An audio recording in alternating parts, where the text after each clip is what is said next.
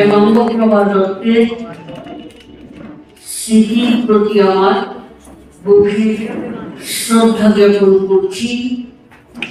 তার পরিবার পরিজন তাদের প্রতি আমার আন্তরিক সহমর্মিতা জানাচ্ছি। এখানে হেমন্তপ্রভা দত্তের ভাই ছাড়াও ওনার নাতনি উপস্থিত আছেন। হেমন্তপ্রভা দত্তের সম্পর্কে আজকের এই স্মরণ সভায় দীর্ঘ আলোচনা করার অবকাশ নেই। আমরা আমন্ত্রণ জানিয়েছি জননেতা কমরেড মানিকশঙ্কর মহোদয়কে, তিনি বলবেন। তো ইতিপূর্বে দেশের কথা পত্রিকায় ওনার জীবন, ওনার পরিবার, ওনার রাজনৈতিক কর্মকাণ্ড, ওনার বিভিন্ন দিক, সামাজিক দিক, পারিবারিক দিক, এগুলো নিয়ে দীর্ঘ লেখা বেরিয়েছে। মৃত্যুর পরে বেরিয়েছে, তারপরেও আরো অনেকে লিখছেন, লিখবেন। তো আমি দীর্ঘ আলোচনায় যাব না।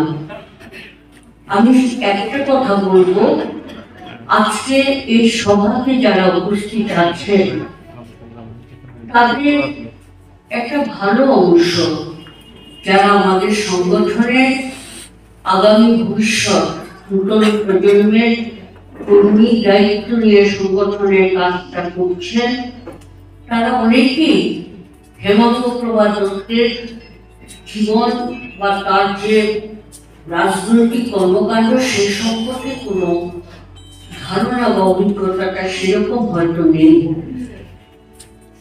কিন্তু আমি বলবো যে আমাদের সংগঠনের জন্য শুধু নতুন প্রজন্মের কর্মী নয়, আমাদের পুরো সংগঠনের জন্য, আমাদের সকলের জন্য হেমন্তপ্রভা দত্তের জীবন একটা আদর্শ সাংগঠনিক এবং রাজনৈতিক চরিত্রের জীবন, একটা উজ্জ্বল বৈশিষ্ট্যপূর্ণ রাজনৈতিক জীবন হচ্ছে হেমন্তপ্রভা দত্তের। আপনারা শুনেছেন যে বাংলাদেশ থেকে উঠে আসার পরে কামারঘাটে কিছুদিন ধর্মনগরের স্বামীর কর্মস্থলে, তারপরে বিশাল করে তারা জায়গা কিনে বাড়ি করে স্থায়ীভাবে বসবাস শুরু করেন।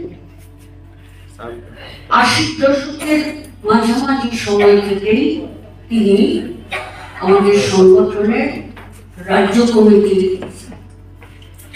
সদস্য হিসেবে কাজ করছিলেন। যতদিন চলক শক্তি ছিল তিনি সংগঠনের কাজে কখনো দুর্বলতা দেখিয়েছেন, এটা আমার অভিজ্ঞতার মধ্যে নেই। বরাবর দেখেছি কোনো কর্মসূচি কমরেড হেমন্তপ্রভা দত্ত অনুপস্থিত, কি বিশাল করে কি রাজ্য কেন্দ্রে, শরীরটা ভালো থাকলে কর্মসূচিতে অংশগ্রহণ করতে কখনো দ্বিধা করতেন না। রাজ্য কমিটি বেশ কয়েকজন ছাত্র স্কুলে গভীর শ্রদ্ধা নিবেদন করছে তার পরিবার পরিজনদের প্রতি আন্তরিক সমবেদনা জ্ঞাপন করছে। দীর্ঘক্ষণ আপনারা শুনেছেন তার জীবন সংগ্রামে ঘটনাবলী, কাহিনী। আমি বিস্তৃত সময় নিয়ে কথা বলবো না, সংক্ষেপে আমার পরামর্শ ছিল গণতান্ত্রিক নারী সমিতি আপনারা তার স্মৃতিকে আগরতলায় স্মরণ সভার আয়োজন করুন। তার পরিস্থিতিতে দেখা গেল এই সভায় আমাকে থাকবার জন্যও আমন্ত্রণ জানানো হবে, যদি আমি আপত্তি জানিয়েছিলাম, কিন্তু শেষ পর্যন্ত হেমাঙ্গ প্রভা দত্ত তার স্মরণ সভায় আমন্ত্রিত হয়ে যদি আমি না আসি তাহলে ঠিক হবে না। কমরেড রমাদাসও ইনসিস্ট করলেন, সঠিকভাবে করেছেন। তাদের বলার কথা তারা বলেছেন, তাদের কথা আপনারা শুনেছেন। আমি সংক্ষেপে দু চারটি কথা যেটা বলবো।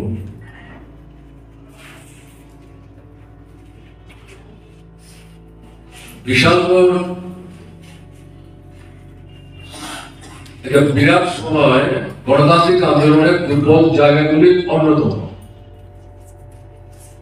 পার্টি খুব ছোট, গোটা সদর পার্টি তখন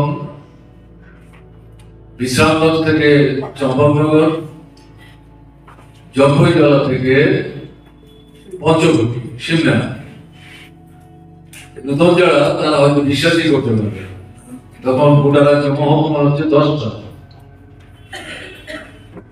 বিশাল করে পার্টির একটা লোকাল কমিটি, নগেন্দ্র বলছেন তার সম্পাদক, তিনি থাকেন আপনার মধুপুরে।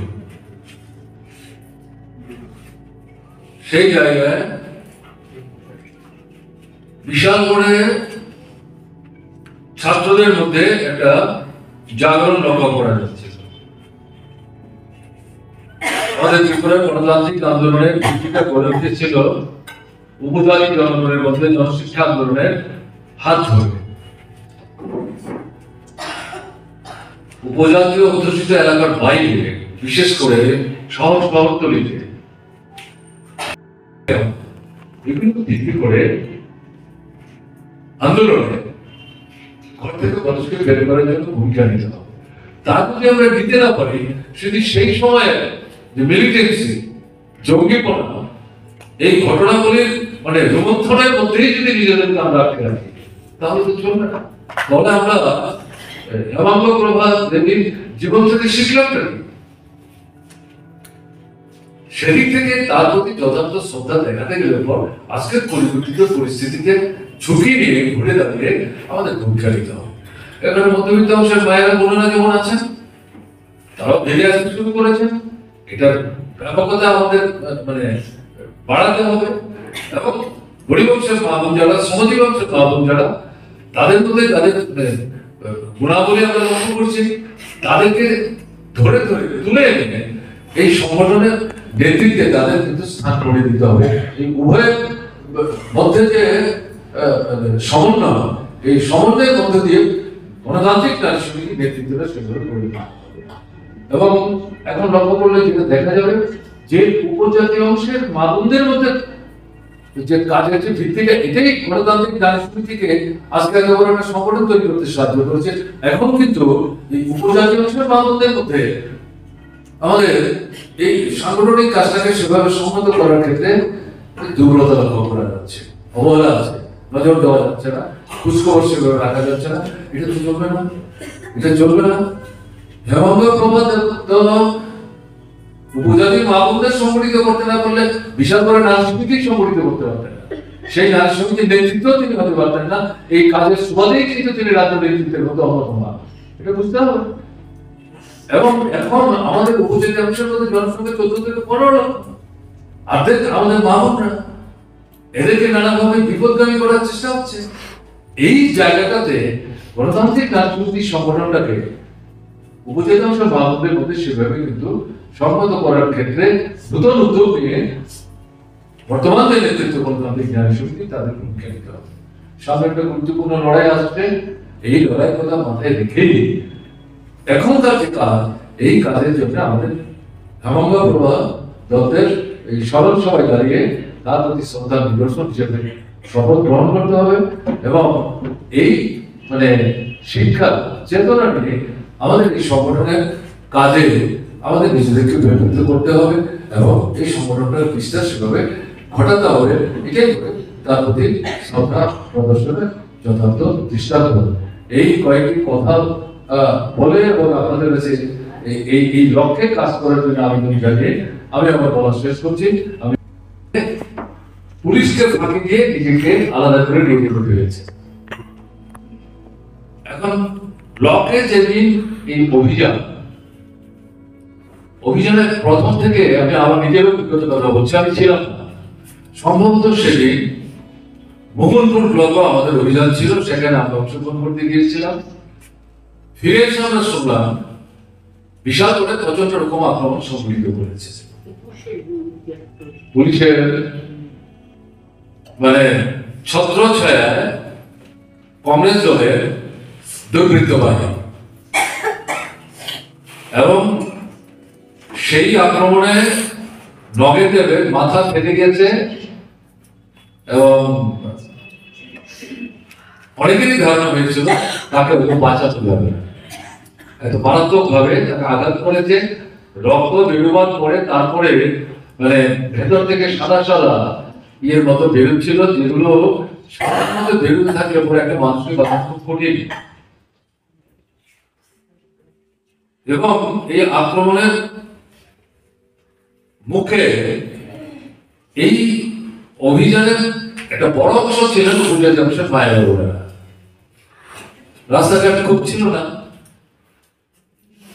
এখন গ্রাম থেকে যারা এসছেন ধান জমি, তাতে যে আপনার সীমানা নির্ধারণ করার জন্য যে আয়, তার উপর হেঁটে তাতে আসতে হয়েছে। এক অংশ এই আন্দোলনে অংশগ্রহণ করতে এসে সরাসরি আক্রান্ত হয়েছে, আর যারা আস্তে আস্তে আসছিলেন তারাও আস্তে আক্রান্ত হয়েছে। এবং এদের আক্রমণটা শেষ পর্যন্ত গিয়ে দেখা গেল উপজাতি অংশের নারী পুরুষ নির্বিশেষে তাদের বিরুদ্ধে সবচেয়ে বেশি। আমরা খবর পেয়ে তখন গেলাম দুপুরের পর, এবং সেখানে ব্লক ঘেরাও এই ধরনের কর্মসূচি ছিল না, ব্লকে অভিযান, কিন্তু এই আক্রমণের পর এটা অনেকটা ঘেরাও চেহারা নিয়ে নিয়েছে, প্রচন্ড রকম চাপ সৃষ্টি হয়। তাতে আমি যেটা লক্ষ্য করেছি সেই সময় গৌতম তো ছিলই, হেমাঙ্গপ্রভা দত্ত গৌতমের মা মহিলা, এবং অনুপজাতি অংশের মহিলাদের সংখ্যা এই আন্দোলনে এটা বিরাট ছিল, মনে করার কোনো কারণ নেই। শেষ অব্দি তিনি ছিলেন। আমার মনে আছে শেষ পর্যন্ত সরকার চাপের মুখে আমাদের দাবি ছিল নম্বরখানায় ঢুকতে হবে, ব্লকে ব্লকে নম্বরখানায় ঢুকতে হবে, রেশনে ঠিক মতো জিনিস পাওয়া যাচ্ছিল না, ব্যবস্থা করতে হবে, মানুষের কাজ করবার একটা সুযোগ দিতে হবে। তো তারা সেই জায়গাতে ব্লক থেকে স্বীকার করলো এগুলো হবে, খয়রাদিবি তখন একটা দাবি ছিল, এখন যদি আমরা খয়রাদিবির দাবি করি না। শেষ পর্যন্ত বাধ্য হলো চিরা এবং গুড় দেওয়া হয়, বিশেষজ্ঞ বাজারে চিরাগুড়ি পাওয়া যাচ্ছে। সেই চিরা গুড় আগরতলা থেকে নিয়ে সেখানে দেওয়ার ব্যবস্থা হলো, এবং এই সমস্ত কাজটার সাথে গৌতম দত্ত এবং পার্টির অন্যান্য নেতৃত্বের পাশাপাশি তার মাতৃজীবী এবং তিনি শেষ অব্দি দাঁড়িয়েছিলেন। এবং মহিলারা বিশেষ করে গ্রাম থেকে যারা এসেছিলেন, সুদূর গ্রাম থেকে, তারা যতক্ষণ পর্যন্ত বিশালগড় না ছাড়েন মাসিমাকে কিন্তু এই প্রপার যে বাজার, তখনকার বাজার আর আজকের বাজারের মতো নার্থদিন ছাড়া এই বাজার থেকে কিন্তু তখন থেকে যান। আমি একটা কথা এখানে উল্লেখ করলাম। এর মধ্য দিয়ে ধীরে ধীরে প্রথম ছাত্র আন্দোলন থেকে যুব আন্দোলন, অন্য যারা তাদের হাতে ছাত্র আন্দোলনের নেতৃত্ব চলে যায়। ভোট আসলো, আমার এখন মনে আছে সম্ভবত ভারত সরকার, সেই ভোটে বিশালগড়ে প্রার্থী দেওয়া, সেখানে গৌতম রায় এই সবাই মিলে আলাপ আলোচনা করে পার্টিকে কথাবার্তা বলে বিশালগড়ের প্রভাব কনস্টিটিউন্সিতে আমাদের শ্রমিক আন্দোলনের নেতাকে প্রার্থী করা হলো। তিনি জিপ গাড়ি ড্রাইভার ছিলেন, খুব পপুলার, এবং কংগ্রেসের প্রার্থী ছিলেন সমীরঞ্জন। তো লড়াই হলো, টক্কর হলো, 500 কম ভোটে সিপিআইএম এর প্রার্থী পরাস্ত হয়েছে এবং কংগ্রেসের প্রার্থী হিসেবে সমীর রঞ্জন বর্মন জয়যুক্ত হওয়ার পর তিনি সন্তুষ্ট হতে পারেন এবং তার বক্তব্য এরকম ছিল, আমি যা শুনেছি পরে, একজন গাড়ি ড্রাইভারের কাছে আমি 500 কম ভোটে হেরে গেলাম, এটা কিরকম জয় তিনি হজম করতে পারেন না। আমি তখনকার পরিস্থিতির কথা বলছি এবং এটা তো তাদের প্রত্যাশার বাইরে, বিশাল করার মতো জায়গা, এরকম গায়ে গায়ে লড়াই। এর পরের যে নির্বাচন 77 ডিসেম্বরে 78 যে সরকার তৈরি হলো, সেই নির্বাচনে গৌতমকে প্রার্থী করা হলো। যদিও আগে যিনি প্রার্থী ছিলেন পরাস্ত হয়েছেন, তাকে প্রার্থী করার চিন্তা ছিল, তারাই আপত্তি করলেন যে না, এবার গৌতমকে আপনারা সবাই মিলে প্রার্থী করুন, আমরা সবাই মিলে সেখানে ভূমিকা নেব। সেখানে গৌতম জিতলেন। আপনারা জানেন 80 জনের দাঙ্গা হলো। বামফ্রন্ট সরকারকে কি করে অসুবিধা এবং এই দাঙ্গার বিভৎসতা যারা করলো তারা জানেন, যারা নতুন তারা কাগজপত্র ঘাটাঘাটি করলে জানতে পারবে। এখন তখন মূল সমস্যাটা হয়ে গেল, উপজাতি অংশের মানুষ 95-98% তখন গ্রামেই থাকে, মানে বাজার হাট সমস্ত কিছু, এমনকি রেশনের চাল নেওয়ার জন্য তাদেরকে অনুপজাতি এলাকা দিয়ে আসতে হয়। সেই সময়ে জরিলা বিশ্বের এলাকাতে উপজাতি অংশের মানুষের বাস। আপনার জনশিক্ষা আন্দোলনের সময় থেকে সেখানে উপজাতি অংশের জনগণের মধ্যে লাল ধারণা করা, সেখানে প্রথমদের যাদের তাদের আগে থেকেই ছিল ছাত্র আন্দোলন, যুব আন্দোলন, পরবর্তী সময় পার্টির কাজের মধ্য দিয়ে ধীরে ধীরে এই যে এদেরকে এই দাঙ্গাকে মাধ্যম করে উপজাতিদেরকে কোণঠাসা করে তাদেরকে আরো কিভাবে ঠকানো যায়, শোষণ করা যায়, এই ভাবনা নিয়ে অনুপজাতি এলাকার যারা প্রতিক্রিয়াশীল শক্তি, সুদখোর মহাজন, এরা এদেরকে কোণঠাসা করে রাখার চেষ্টা করছিল। তখন পার্টির উদ্যোগে এবং যার মধ্যে সেই এলাকাতে তখন গৌতম অন্যতম গুরুত্বপূর্ণ ভূমিকা নিয়েছিলেন, যে ধীরে ধীরে পরিস্থিতিটাকে স্বাভাবিক করার মধ্য দিয়ে উপজাতি অংশের মানুষদেরকে আস্তে আস্তে সেখানে এই শহরতলি, বাজার, হাট, যাতে স্বাভাবিকভাবে তারা আসতে পারে, এটাকে প্রতিক্রিয়ার শক্তি মেনে নিতে পারে বিশালভাবে, বিশেষ করে বিশালভাবে। ওখান থেকে তারা গোটা এলাকাটাকে নিয়ন্ত্রণ করতো, ব্যবসা বাণিজ্য ইত্যাদি প্রশ্নে। ওখানেই মানে গৌতম দত্তের খুন হয়ে যাওয়ার পেছনে মূল কারণ হচ্ছে প্রতিক্রিয়ার শক্তির কাছে এই যে ভূমিকা নিয়ে আবার ট্রাইবেলদেরকে গ্রাম থেকে বের করে স্বাভাবিক জীবনযাত্রার সাথে মিশিয়ে দিয়ে ব্যবসা বাণিজ্য সমস্ত কিছুর সাথে যুক্ত করা, এটা তাদের পক্ষে হজম করা সম্ভব হয়নি। ওখান থেকেই গৌতম টার্গেটেড হয় এবং সে খুন হয়ে যাওয়া শুনেছেন। তো এরকম পরিস্থিতিতে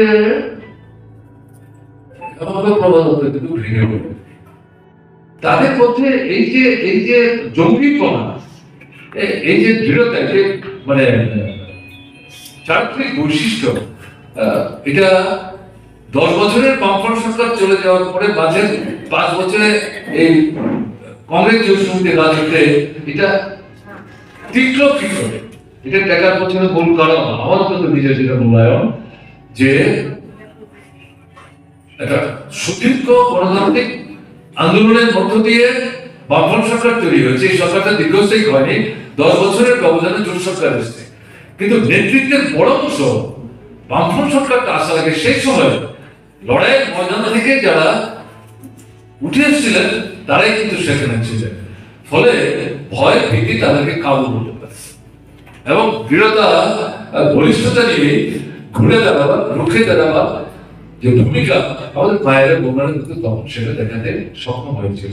কিন্তু এই যে বর্তমান সময়ে যে পরিবেশটা সম্মুখীন হয়েছে, মাঝখানে একটা দীর্ঘ সময় 25 বছর একটানা বামফ্রন্ট সরকার, আমাদের চেহারা, চরিত্র, বৈশিষ্ট্য, আন্দোলন, দেশের পরিস্থিতি, পরিমণ্ডল বিরাট পরিবর্তন হয়ে গেছে এবং এটা ঘটনা মধ্যবিত্ত অংশের মধ্যে আমাদের যে দুর্বলতা ছিল এই সময়ের মধ্যে সেই দুর্বলতা বহু অংশে আমরা কাটিয়ে উঠতে সক্ষম হয়েছি।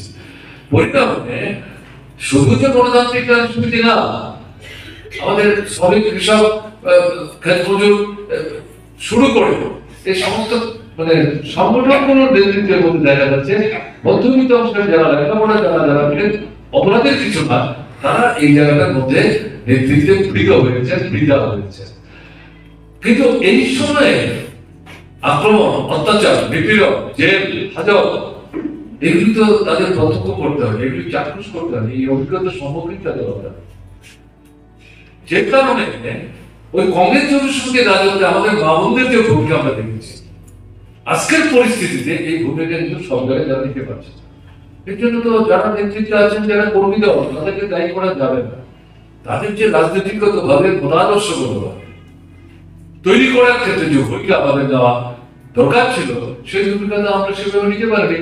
আমরা যখন ব্যস্ত ছিলাম একেবারে পঞ্চায়েত থেকে সরকার পর্যন্ত উন্নয়ন তো ঠিক আছে, আমাদের উন্নয়ন তো রাজনৈতিক কর্মসূচির অন্যতম, কিন্তু শুধু উন্নয়ন দেওয়া হয় না, তার সাথে সাথে মতাদর্শের যে ভিত্তি, শ্রেণীর চেতনা এবং কমিউনিস্ট আন্দোলনের যে দৃষ্টিভঙ্গি সবটা মিলিয়ে যে তৈরি করা, এটা গণসংগঠনের মধ্যে তার পার্শ্বিকতাকে ভাবনায় রেখে যেভাবে নিয়ে যাওয়া, আমরা কি সেভাবে নিয়ে যেতে পেরেছি? আপনাদের না পারার কারণে বর্তমান সময়ে এই সমস্যাটার সম্মুখীন আমাদের হতে হচ্ছে।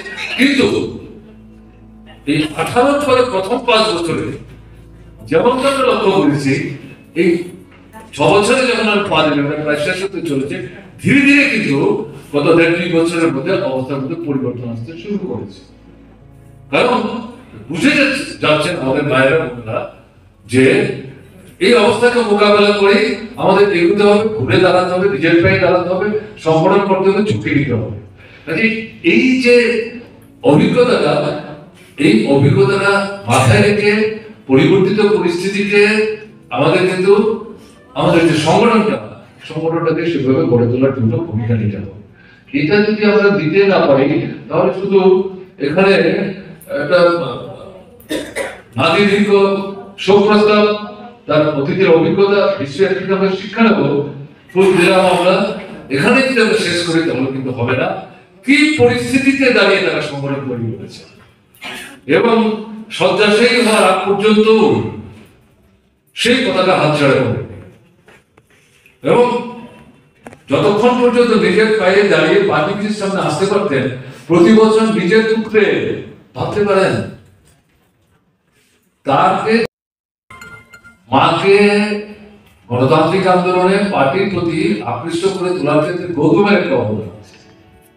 এই ছাত্র আন্দোলনটার মধ্যে দিয়ে যদি গৌতম ডেভেলপ না করতো, মাসুমাকে এই জায়গায় টেনে আনা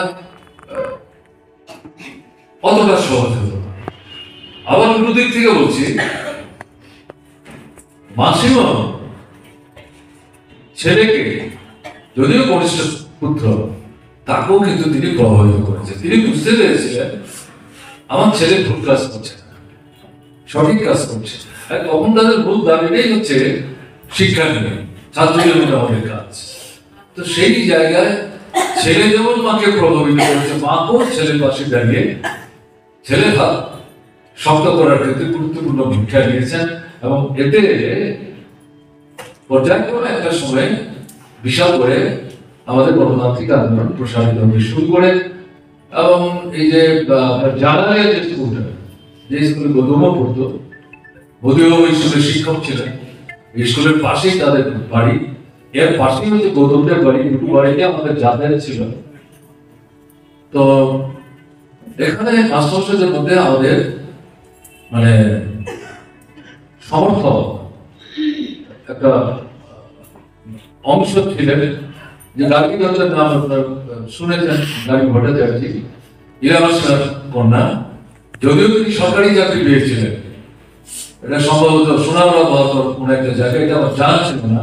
পরবর্তী সময় আমি শুনলাম যে মাকে না জানিয়ে ওই চাকরি ছেড়ে দিয়ে তিনি আপনার চাকরির সন্ধান করছেন, এর মধ্যে ইন্টারভিউ দিয়ে এই প্রাইভেট স্কুলে তিনি চাকরি পেয়ে যান। তিনি বিজ্ঞানের শিক্ষিকা হিসেবে যোগদান করেন। তিনিও এই স্কুলের মধ্যে এই তাদের সবাইকে নিয়েই বড় অংশটা আগরতলা থেকে যেতেন মাস্টারমশাইরা। আর 3-4 জন ছিলেন তারা বিশালগড় থেকে এই স্কুলে তারা শিক্ষকতা করতেন। তো এটা এই যে শিক্ষকদের টিমটা, এটা সেই সময় বিশালগড়ে মধ্যবিত্তদের মধ্যে, অনুপজাতিদের মধ্যে পার্টির প্রভাব বিস্তার করার ক্ষেত্রে গুরুত্বপূর্ণ ভূমিকা নেয়। এটা অস্বীকার করার কোনো সুযোগ নেই। এবং তাদের বসা, খাওয়া, আলোচনা এগুলো হয় মদিবাবুর বাড়ি, হয়তো রোদনের বাড়ি, আর বাড়ি কোথায় এখানে। তো এই জায়গাতে আমার যেটা বলার, নারী সমিতি কিন্তু মূলত গড়ে উঠেছে উপজাতিদের বাইরে সারা জনশিক্ষা আন্দোলনের পর্বে যখন মুক্তি পরিষদ তৈরি হল এবং এটা নতুন ধারার আন্দোলন, তাতে গিয়ে সাধারণভাবে উপজাতি জনগণকে সংগঠিত করা মানে কৃষক জনসাধারণকে সংগঠিত করা। এবং সেই সময়ে রাজনৈতিক যে বক্তব্য, চেতনার মান উন্নত করার জন্য সাংস্কৃতিক কর্মকাণ্ড গুরুত্ব দিয়েছিলেন। এবং উপজাতি অংশের মধ্যে নতুন নতুন শিল্পী তৈরি হয়েছিল, তারাই গান লিখতেন, তারাই সুর দিতেন, এগুলি নিয়ে তারা ঘুরে ঘুরে গান গাইতেন। এর পাশাপাশি মহিলাদের মধ্যে এই সংগঠন গড়ে তোলার ক্ষেত্রে গুরুত্বপূর্ণ উদ্যোগ সেই সময়ে গ্রহণ করা হয়েছিল। এখন এই যে বিশালগড়ের কথা আমি যেটা বলছি, যে প্রসঙ্গ আমার এটা বলা, বিশালগড়ে এই নারী সমিতিকে গড়ে তোলার ক্ষেত্রে উপজাতি অংশের মানুষদের মধ্যে যে কয়েকজন গুরুত্বপূর্ণ ভূমিকা নিয়েছেন, শুধু মহিলারাই নিয়েছেন তখন তো না, মহিলা পুরুষ নির্বিশেষে সবাই মিলেই মহিলাদের বিশালগড়ের প্রপার থেকে এই জনঙ্গ প্রভা দত্ত মহাশয়ের একটা গুরুত্বপূর্ণ ভূমিকা ছিল, খুবই গুরুত্বপূর্ণ ভূমিকা ছিল। এবং সেই সময় উপজাতি এলাকাতে গেলে যে সারা তারা পেতেন, অনুপজাতি এলাকাতে সারা রকম পাওয়া যেত না, এটা পেতে অনেক অপেক্ষা করতে হয়েছে। এবং গৌতম দত্ত গোটা পার্টিটাই তখন মূলত একদিকে উপজাতি অংশের মানুষ, আরেকদিকে সংখ্যালঘু মুসলিম অংশের মানুষ, এই দুটো অংশের মধ্যে কিন্তু মূলত পার্টির কাজ, লাভ দেখা নিয়ে কাজ তখন সংগঠিত হলো। যেটা ধারণা হয়েছিল হয়তো মাসিমা ভেঙে পড়বে, কিন্তু একদিকে বেদনা আর একদিকে ক্রোধ, এই সবটাকে সংযত করে তিনি কিন্তু এই ছেলে যে ঝান্ডা হাতে নিয়েছিলেন সেই ঝান্ডা আরো শক্ত হাতে তিনি তুলে ধরার চেষ্টা করেছেন।